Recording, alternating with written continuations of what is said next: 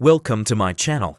Today we are talking about the vampire-like dinosaur, but in this part of the video I will talk about the formation, where it lived, which is the Chihuahua Formation. Welcome to the Chihuahua Formation, a fictional but vividly imagined dinosaur haven set in the early Cretaceous, approximately 120 million years ago. This formation lies in what is now northern Mexico, primarily encompassing the modern state of Chihuahua, with extensions into Sonora, particularly around Coronel and Ciudad Obregón. However, it excludes certain areas, such as Jimenez and Santa Barbara, due to distinct geological characteristics that make them unsuitable for this prehistoric ecosystem. The Chihuahua Formation is a region of contrasts, teeming with rivers, lakes, and stretches of lush vegetation. It offers a variety of terrains, including riparian zones.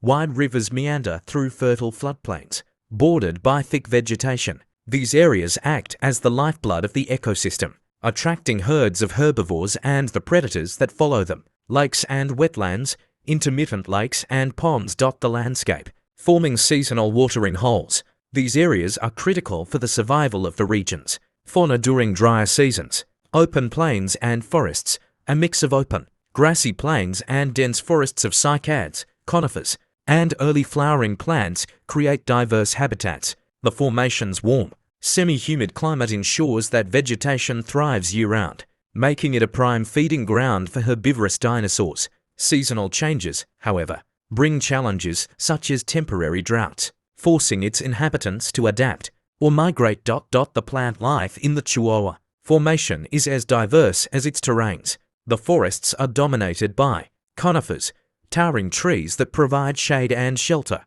especially along riverbanks. Cycads and ferns, a thick undergrowth that thrives in wetter areas, offering cover for smaller creatures and nesting sites for predators. Angiosperms, early flowering plants beginning to spread in the region, particularly in open plains. These plants not only sustain the herbivores, but also contribute to the formation's lush appearance, painting a vibrant backdrop for the drama of survival. Well, that's enough of talking about the Chihuahua Formation. Now let my chill friend talk about the creature we're documenting today.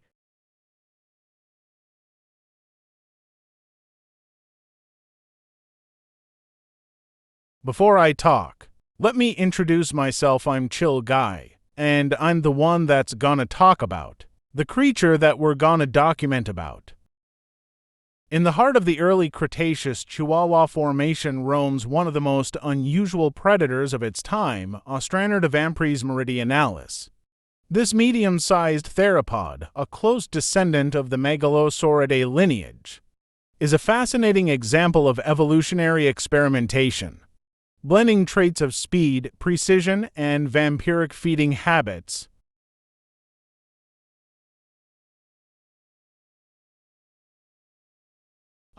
Meridionalis stands about 6.33 feet tall at the hips and measures 10.6 feet long from its snout to the tip of its tail.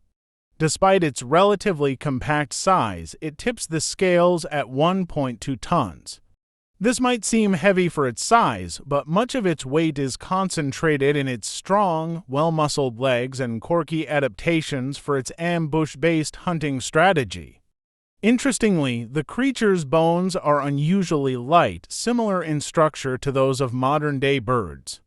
This lightweight skeletal design is a direct result of its evolutionary lineage, where it appears that Ostranodontvampraes began to adapt for flight but ultimately failed to fully achieve it.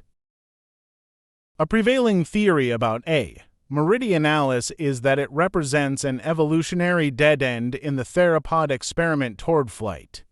Fossil reconstructions and biomechanical analysis suggest several key adaptations that point to this evolutionary attempt.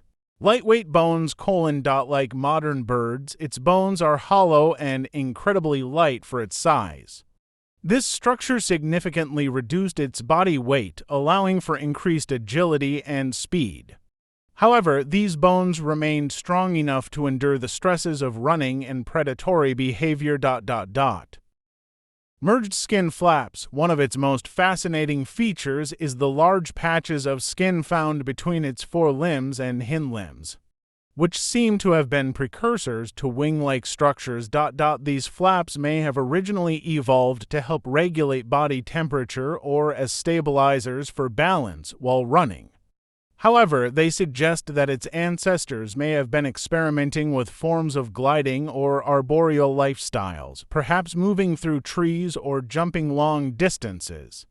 Unfortunately, this evolutionary experiment appears to have failed, as the merged skin was not sufficient to allow flight.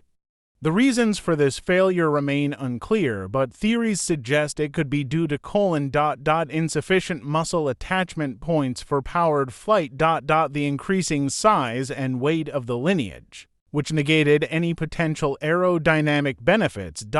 Ecological pressures that favored ground-based hunting over aerial adaptations. While Amyrindinalis didn't achieve flight, its adaptations gave it other advantages. The combination of lightweight bones, strong hind limbs, and a slender build made it exceptionally fast and agile for its size. These traits would have allowed it to quickly ambush prey or escape from larger predators. Its maximum estimated speed is thought to reach 45 to 50 km per hour, 28 to 31 miles per hour in short bursts, making it one of the faster predators in its environment. This speed was critical for hunting mid-sized prey. Amyrindinalis also possessed long, whisker-like structures on the front of its jaws. These specialized hairs or filaments were highly sensitive to movement and temperature changes, giving it an advantage when hunting nocturnal prey like Chihuahuasaurus minorium. The whiskers likely worked in tandem with its acute night vision, enabling it to detect subtle vibrations in the air or on the ground. This sensory adaptation was crucial for locating prey in the dark, dense forests where it raised its young. The teeth of Amyrindinalis were another defining characteristic. Unlike the large, bone-crushing teeth of other theropods, its teeth were slender, sharp, and needle-like, perfectly adapted for puncturing flesh and drawing blood. This unique feeding strategy allowed it to weaken prey through repeated bites, letting it drink the nutrient-rich blood while causing minimal damage to itself. The precision of its bite also ensured that its prey would not escape with fatal injuries, reducing the risk of losing a meal. One of the most intriguing features of Austranodonvampraes meridionalis is its exceptionally long tongue. Measuring approximately 33 to 43 centimeters, this organ was not only unusual for a theropod but also highly specialized for its feeding behavior. Paleontologist Arthur J. Kosla theorized that this long tongue evolved as a direct adaptation to its unique feeding strategy. After puncturing the skin of its prey with its needle-like teeth, Meridionalis could use its tongue to lick and lap up blood from the wounds, ensuring it consumed the vital nutrients it needed to survive. That's it for now, folks. The next video is about me documenting what this guy ate or who this guy ate. Anyways, stay always chill, guys.